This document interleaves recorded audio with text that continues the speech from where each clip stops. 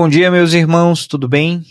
Mais uma vez um privilégio estar aqui com vocês. Gostaria de honrar ao Senhor pela vida de cada um de vocês que tem pago o preço e doado a sua vida, o seu serviço para o Evangelho e tem repartido um pouco dos seus dons com essa comunidade de fé que está nascendo aqui em Balneário Camboriú e região.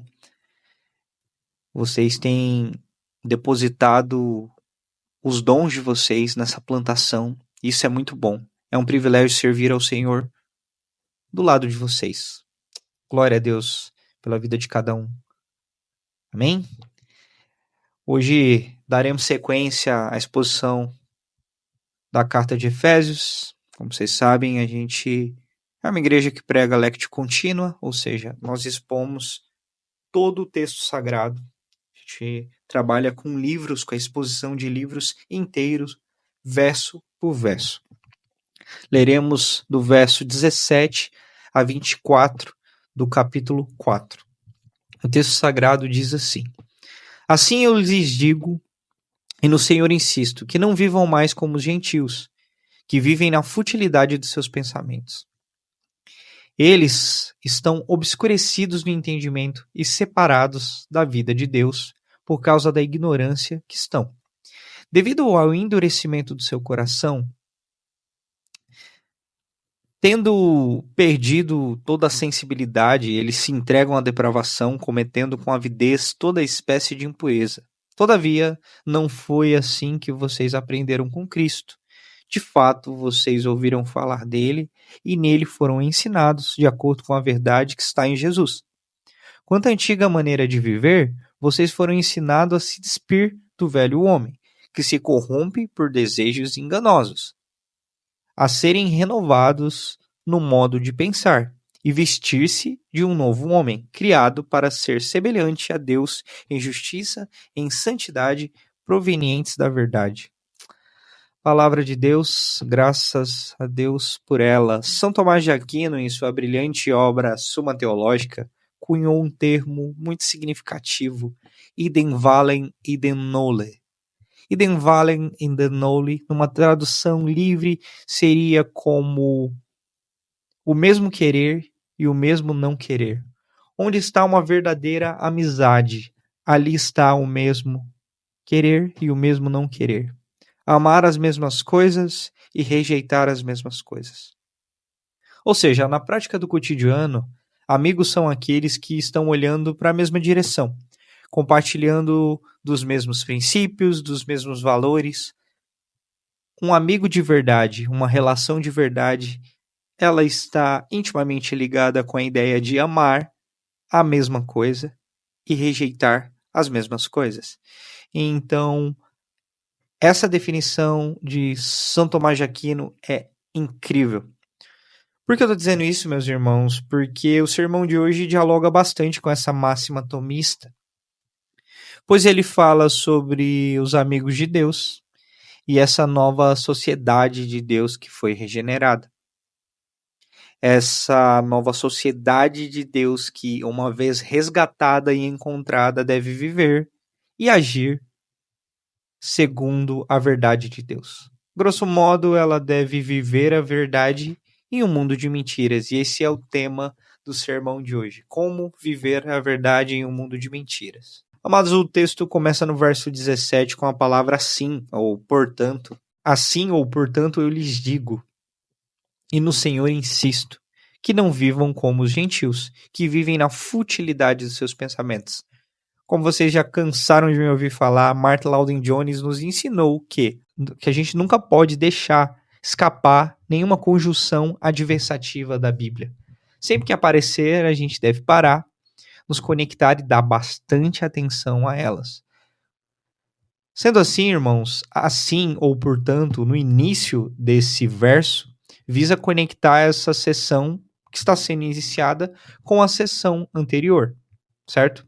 Ou seja, Efésios 4, do verso 1 ao 16, onde os crentes, motivados pela sua sublime vocação, dons e talentos, têm como dever prático viver de forma digna e prestar um serviço ao Senhor e à sua igreja, viver de forma digna com a vocação que foram chamados, com vista à edificação do corpo de Cristo e não mais como os gentios, os pagãos, ou não mais como a sua velha natureza, ou seja, não mais como o velho homem.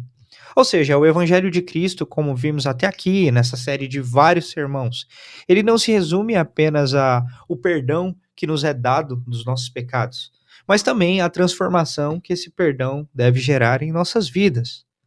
Por isso que Paulo diz: rogo-lhes, como prisioneiro de Cristo, que andem de forma digna com a vocação que foram chamados.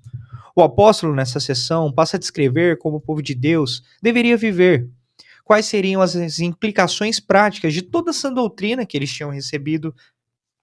A saber, aprendemos que estávamos mortos em nossos pecados e delitos, que éramos estranhos às promessas de Deus, mas fomos resgatados, fomos salvos, fomos regenerados, fomos justificados, salvos pela graça, tão somente pela graça. Por causa da grande misericórdia do Senhor, aprendemos que o muro que nos separava de Deus foi derrubado, e automaticamente o muro que separava os homens, nesse contexto, o mundo era dividido de forma muito polarizada entre judeus e todos aqueles que não eram judeus, ou seja, gentios. Esse mesmo muro de separação que nos afastava de Deus foi derrubado, e isso deveria ser uma marca dentro da igreja, onde não haveria divisões. Porque da mesma forma que fomos resgatados verticalmente, deveríamos resgatar uns aos outros e suportar uns aos outros horizontalmente. Que éramos chamados para ser um só povo, cultivando a unidade do Espírito. Ser um povo santo. Parece que nesse ponto muitos evangélicos no Brasil não conseguem conceber a ideia desse texto. Talvez seja por isso que a influência do evangelho, ou melhor, do movimento evangelical no Brasil, tem sido tão questionada diariamente. Principalmente diante da pregação moderna, cujo foco está nas prosperidades terrenas e bênçãos materiais, que em nada implicam nas práticas reformacionais que as boas novas oferecem aos cristãos. A influência do evangelicalismo brasileiro na sociedade é questionada diariamente e muitas vezes por conta da prática daqueles que se dizem cristãos. Irmãos, nós sabemos que o mundo nos odeia como povo de Deus, mas muitas das críticas que nós recebemos têm muito mais relação com a falta de testemunho que vemos dentro de alguns movimentos evangélicos que necessariamente com o ódio à verdade que é vista em nós. A verdade sim vai incomodar, como quando você está dormindo e alguém chega no quarto e liga a luz e aquela luz incomoda, você apressa a mão para colocar nos olhos porque aquela luz te incomoda, mas muitas vezes não é esse tipo de incômodo que nós temos gerado, o incômodo da luz, mas muitas vezes o incômodo da incongruência, o incômodo da divisão que entrou muitas vezes dentro das nossas igrejas. A eleição passada nos mostrou claramente alguns problemas internos que existiam. Assim como a polarização destruiu famílias, destruiu muitos ministérios, muitas pessoas que estavam servindo juntas há anos deixaram de se falar. Talvez seja por isso que, possivelmente, todo mundo que está ouvindo esse sermão já ouviu em algum momento alguém dizer: olha, se for para ser igual fulano, eu nunca vou pisar numa igreja. Olha, ciclano vive na igreja 3, 4 vezes por semana, parece o coroinha da igreja, mas na segunda-feira faz coisas que até o diabo duvida. Quem nunca ouviu isso, né? Por isso essa mensagem paulina é tão necessária. Porque a nós cristãos há uma instrução clara. Viver de forma digna à vocação que fomos chamados. E não vivermos mais como os gentios. Não vivermos mais como os pagãos. Não vivermos mais como os não cristãos. Ou como os protestantes mais avivados dizem, como o mundo vive. E o texto não só diz o que a gente não pode fazer, mas ele diz o que eles fazem. Por exemplo, não vivam mais como os gentios, pois estes vivem na futilidade de seus pensamentos. O povo de Deus não deve imitar o comportamento do ímpio, pois ele está distante da promessa de Deus. no capítulo 2, a gente vê isso de forma muito clara. Quando Paulo se refere, se eu não me engano, no verso 12 aos gentios, ele fala que esses estavam distantes das promessas de Deus, afastados das bênçãos que eram colocadas exclusivamente para o povo judeu, mas que estes foram resgatados. O que Paulo está dizendo para esses cristãos é que eles não deveriam viver como aqueles que estão distantes, longes, separados da presença de Deus. Principalmente porque eles sabem que anteriormente eles eram essas pessoas, mas agora são resgatados e que isso deveria mudar a forma com que eles agiriam. Ou seja, para o povo de Deus, o povo de Deus não deve agir como o povo sem Deus. Algumas coisas que são normais lá fora não podem ser normais aqui dentro, pois o povo aqui de dentro não é mais como o povo de lá. Essa é uma orientação prática aos cristãos. Quanto a essa declaração, ela é bem analisada, ela é bem evidenciada. Parece que existem duas ideias extremamente combinadas aqui. Ponham de lado a antiga forma com que vocês viviam. Você vai ver isso no verso 2, capítulo 2, do verso 1 ao 3, do verso 12, no capítulo 4, versos 14 e 22. Ou seja, ponha de lado aquela antiga forma com que vocês viviam, como os de fora, como os gentios, como os do mundo. E agora, em sua vida atual, não imitem os de fora. Não imitem o ambiente dos ímpios. Ou seja, põe de lado, sai fora. E agora que você está aqui, do lado certo, do lado da verdade, não imite o ímpio. Por isso que Romanos 12, 1 e 2, ele vai falar: rogo-vos, irmãos, que vocês renovem o entendimento de vocês e apresentem a vida de vocês, os corpos de vocês, como sacrifício vivo, santo e agradável a Deus. Essa transformação do evangelho, irmãos, ela é evidenciada nas nossas vidas pela mudança que a nossa vida demonstra. Por isso, irmãos, o que a gente faz fala muito mais do que só falar, como bem disse aquela antiga canção da banda Fruto Sagrado. Existe uma dimensão muito prática da fé e ela é testificada diariamente na vida do crente. Os amigos de Deus precisam amar o que Deus ama e rejeitar o que Deus rejeita. Olha a máxima tomista voltando novamente. E como vivem aqueles que Deus rejeita? Paulo descreve os ímpios, os gentios, aqueles que estão distantes da promessa de Deus, como quem vive andando na vaidade dos seus pensamentos. Isso é muito forte, irmãos. Paulo escreve esse povo como obscurecidos de entendimentos, alheios à vida de Deus e entregues a toda espécie de dissolução. Nesse contexto, irmãos, esse povo se orgulhava da sua cultura, do seu conhecimento. Mas o que Paulo afirma para eles, que mesmo com todo o conhecimento grego que eles tinham, a gênese de todo o pensamento filosófico, esses pensamentos deles eram inúteis diante de Deus. Ou seja, no Antigo Testamento, quando a palavra de Deus se refere a outros deuses, o veredito é nulos, ou seja, apenas de fachada, não condizem com a realidade, não passam de ilusão. O mesmo vale para o Novo Testamento. Tudo que se opõe ao primeiro mandamento está sujeito ao veredito nulo, ou seja, está direcionado para algo que não tem sustentação e acarreta em consequências para o pensamento, a razão e o sentido. Gente, Paulo não está dizendo que o não cristão é ignorante por completo, que ele não consegue acessar suas faculdades mentais, que ele não consegue fazer contas claras e que o povo de Deus tem um QI elevado. Não, absolutamente não é isso. O que esse texto está dizendo é que por mais rebuscado, mais inteligente que ele possa ser, isso é incompleto.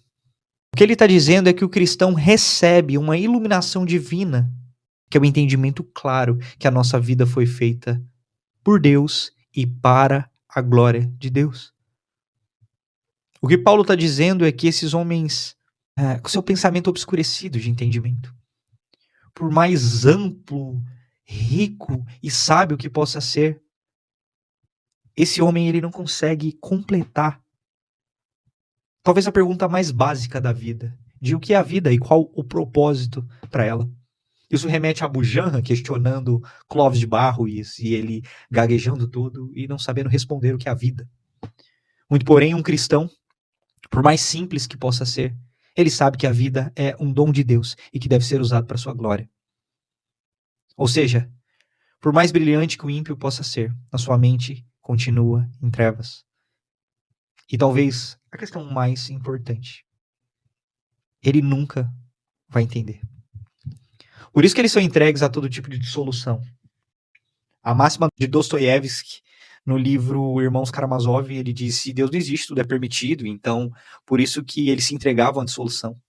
Os pré-socráticos entendiam que o homem seria incapaz de chegar ao conhecimento pleno da verdade, então ele deveria viver a vida loucamente. Viva a vida louca. E eles passavam a ser relativistas em várias questões.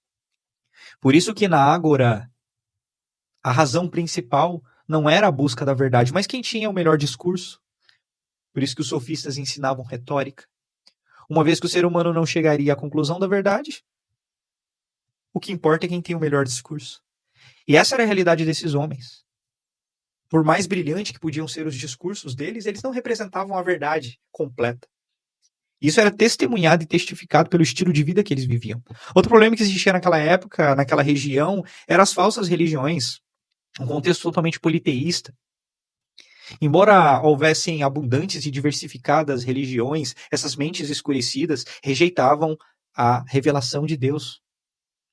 Apesar da extrema religiosidade que a cultura grega era colocada e romana, essas religiões não tinham relação com o verdadeiro Deus, então eram nulas. Eram bons caminhos no sentido de procura de uma transcendência, mas eles estavam procurando a coisa certa da maneira errada. Essa ignorância dos gentios não vinha da falta de religiosidade ou de cultura, de intelectualidade, mas era o resultado da dureza dos seus corações em relação à verdade de Deus, verdade essa desconhecida. Pois tal verdade foi ignorada e trocada por mentiras, por falsas religiões. Por isso, irmãos, como visto anteriormente, esses ímpios sabiam muito. Tinham acesso ao que existia de melhor. Talvez até o que existiu nos dias de hoje de melhor, em termos filosóficos. Mas nunca chegaram perto do verdadeiro conhecimento, a saber, Cristo e este crucificado. O Deus desconhecido ao qual Paulo pregou. E sobre moralidade, a sociedade grega era marcada por uma permissividade moral generalizada, práticas como poligamia, prostituição, adultério, homoafetividade, toda espécie de dissolução era completamente normal, a imoralidade não era apenas aceita, mas era difundida. O apóstolo afirma que os ímpios se entregavam a toda espécie de licenciosidade, para a prática ávida de toda espécie de impureza. Em outras palavras, a pessoa ávida é aquela que quer ter mais do que é devido, aquela pessoa que não tem freios, que desconsidera tudo e todos no sentido de buscar o seu bel prazer. No afanho de ter mais do que é devido, ela está disposta a passar por cima de tudo pelo seu prazer. Ela passa e ultrapassa todos os limites que são aceitáveis, sem respeitar leis, padrões morais, a luxúria desenfreada da sua vida. Essa agressividade licenciosa acaba a cavar a sua própria sepultura. De repente, nos versos 20 a 24, Paulo dá um contraponto, ele diz: todavia, entretanto, não foi assim que vocês aprenderam com Cristo Jesus. De fato, vocês ouviram falar dele, e neles foram ensinados de acordo com a verdade, e esta verdade é Jesus. Quanto à antiga maneira com que vocês viviam, vocês foram ensinados a se despir desse velho homem, que se corrompem por desejos enganosos.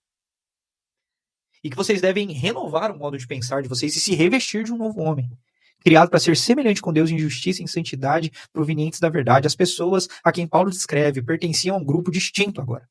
Elas faziam parte de outra escola da vida, e elas tinham como mestre Cristo Jesus. Por isso que Paulo diz: não foi assim que vocês aprenderam com Jesus. Ou seja, o povo de Deus não é um povo que é ensinado pelas práticas mundanas, não é um povo que é ensinado pela cosmovisão mundana, é um povo que aprende com Jesus, é um povo que tem a sua cosmovisão centrada na cruz de Cristo. É um povo que aprende com Cristo. É um povo que aprende não só sobre Cristo, mas aprende com o próprio Cristo, com com a própria palavra de Deus, as escrituras sagradas. Os crentes de Efésios não só receberam essa sã doutrina, esse pedigree teológico do melhor teólogo da sua época, Paulo. Eles não tinham só um conhecimento religioso sobre Cristo. Eles não só cresceram na igreja como muitas pessoas. Eles mesmos, por um ato de fé operado pela graça de Deus, como vimos no capítulo 2, receberam Cristo em seus corações para a salvação. E não só para a salvação, como para a capacitação para participar da sua obra através dos dons que vemos no início do capítulo 3. Foi essa alegria e esse milagre da graça, da salvação recebida de graça por meio da fé, que fez com que eles se tornassem não mais estranhos, mas família de Deus, amigos de Deus. E como amigos de Deus, eles passaram a amar o que Deus amava. E precisavam também rejeitar o que Deus rejeitava. Passavam a viver uma vida de comunhão, pois não eram mais estranhos, não eram mais separados, agora eram um só povo, uma família. É por meio desse milagre da fé, dessa capacitação pelos dons, que eles receberam esse mistério precioso, agora revelado por Paulo, sacramentado por Paulo, que apontava para o milagre da igreja, onde estes inimigos passavam a ser família de fé, tendo comunhão, recebendo os sacramentos, vivendo conforme os princípios da verdade, suportando uns aos outros. E tudo isso era um contraste com o ímpio. É por isso que esse povo de Deus deveria viver de forma digna. É por isso que esse povo de Deus não podia mais agir como os gentios. Porque era muito maior aquilo que havia sido revelado para eles. Sim, eles conheceram Cristo.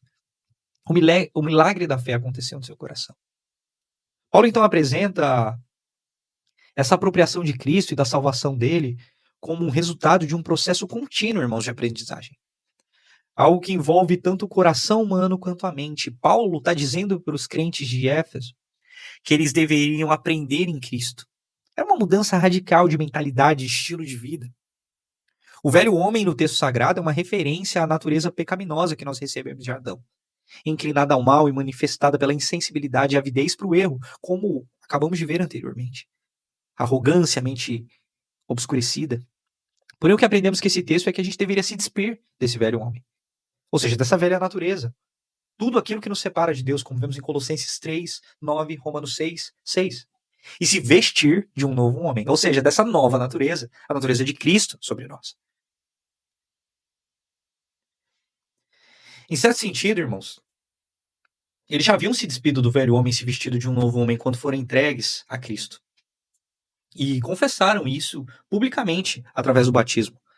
Contudo, essa conversão inicial não significa que eles venceram completamente o pecado, irmãos. Agora justificados, continuavam pecadores. Aquela ideia de simul justus et pecador do Lutero. Eram simultaneamente justos, simultaneamente pecadores. Mas que esse processo da salvação estava acontecendo diariamente na vida deles, não no sentido de que eles perdiam e renovavam a salvação, mas de que ela não estava completa, no sentido de que eles ainda não tinham ido para o céu e sido glorificados com Cristo. Então, uma vez salvos, mas aquela ideia do já e do ainda não, que eu sempre explico para vocês. Esse texto deixa claro, irmãos, que essa velha natureza que os crentes de Éfeso estavam intimamente ligados por tantos anos não ia se desfazer facilmente. Que seria uma tarefa árdua, dolorosa, comparada até com uma crucificação, como o Romanos 6,6 nos ensina. Portanto, Paulo deixa claro que eles deveriam se despir, resistir a essa velha natureza e se revestir da nova natureza. Despir, renovar e revestir. Paulo utiliza essa analogia de troca de roupa para ilustrar o processo da santificação. Se despir do velho homem significa literalmente rejeitar essa natureza pecaminosa. Tirar essa roupa e jogar para fora, para longe. Renovar-se no espírito do entendimento se refere a essa busca para esse reavivamento espiritual. Essa busca que nós temos no nosso processo de devoção. E revestir-se do novo homem, Jesus Cristo, significa adotar uma nova postura, contrastando com a vida que levávamos antes de conhecer a Cristo. Este processo, irmãos, deve ser diário, exigindo constantemente resistência por parte dos cristãos ao pecado, pois quem ama o que Deus ama deve rejeitar o que Deus rejeita. Essa busca por renovação espiritual diariamente, irmãos, na nossa prática de devoção, tem que ser um lembrete claro para a nossa mente que ela precisa ser renovada diariamente pelo Espírito Santo, para que nossa conduta também seja transformada. As nossas afeições precisam ser regeneradas. A gente não precisa só aprender a agir, mas também reaprender ou aprender da forma certa a sentir, irmãos. Pois as nossas afeições também foram afetadas pelo pecado. A importância do entendimento desse entendimento é destacada nessa sessão, mostrando que para o crescimento em santidade é importante se renovar diariamente em Cristo. Afinal, a renovação da nossa mente nos leva à compreensão das razões pelo qual nós devemos não mais persistir nos comportamentos pecaminosos. Como eu disse inicialmente, amar o que Deus ama e rejeitar o que Deus ama, o que Deus rejeita, desculpa. Irmãos, essa sessão que a gente estudou nessa manhã destaca a diferença notória entre a vida do crente e do ímpio. O ímpio é dominado por suas paixões e vive de forma devassa. Já o cristão tem autocontrole pelo fruto do Espírito. Não vive conforme os ensinamentos e tendências mundanas, mas vive segundo os ensinamentos e o evangelho de Cristo. O cristão ama o que Cristo ama e rejeita o que Cristo rejeita. O evangelho não apenas oferece perdão para os nossos pecados, irmãos, mas ele também nos instrui a viver de maneira adequada e correspondente ao perdão que nos foi ofertado. Cristo veio para nos libertar do pecado, irmãos, bem como do poder e domínio do pecado. Não somos mais escravos do pecado, pois foi para a liberdade que Cristo nos libertou. Então, unidos em Cristo, pela comunhão com Ele, é possível modificar aquela velha natureza, se revestir de uma nova natureza e viver a verdade em um mundo de mentiras, para a glória de Deus e edificação da sua igreja. Que Deus tenha misericórdia de nós, irmãos, e que durante essa semana a nossa vida possa apontar para Cristo,